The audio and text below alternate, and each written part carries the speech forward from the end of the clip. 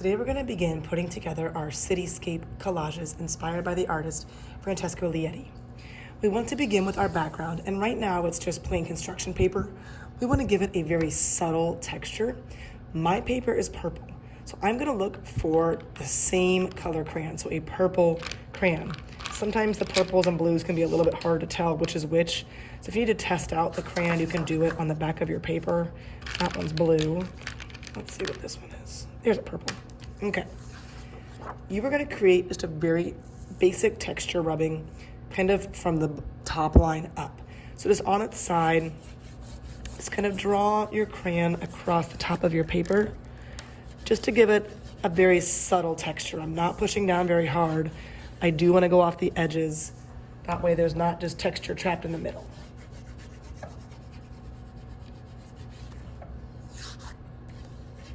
Okay. So now it's not just plain paper. It's got a very subtle texture to it. And again, I don't really need to go below this line because we're going to be gluing our buildings there.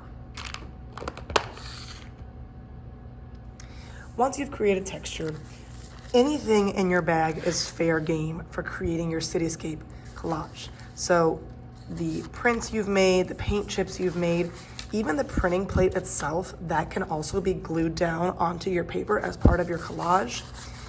Right now we have lots of variety of textures and designs, but our sizes are all kind of the same. So you do want to create some variety in sizes today.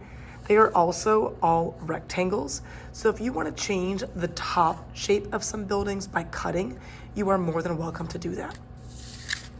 You are going to begin today on this top line. Even though it doesn't go all the way to the edge of the paper, pretend like it does. This top line has to have buildings lined up all the way across it before you can go down to the next line.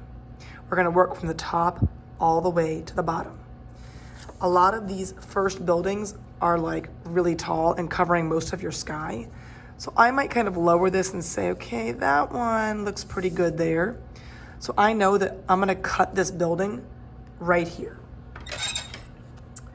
I'm going to cut it right here, straight across the bottom. If I want to leave it as a rectangle, I could, or I could cut it to make a more of an interesting building top. If you want to draw something first, don't draw it on the front. I would suggest maybe you draw kind of the building shape you want on the back of your paper. That way, when you go to cut, you don't see kind of this messy pencil line. So perhaps I kind of cut on this line to change the top of my building.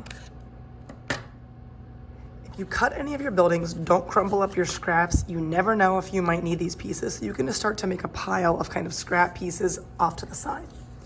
That one looks pretty good. I want to make sure that this first building, again, doesn't leave space on the edge. It should be glued here. And I'm not going to glue it yet. I'm going to kind of lay out this top row first.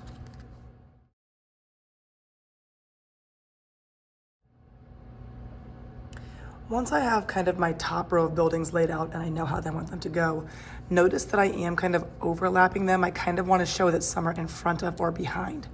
I'm going to go ahead and glue these down in place. When you're gluing, you do want to make sure you're adding enough to where it's really going to stick well. I don't want just dots. You can kind of just draw kind of a line around the outside of each building. Just make sure you don't put your glue too close to the edge so you don't have glue squirting out everywhere.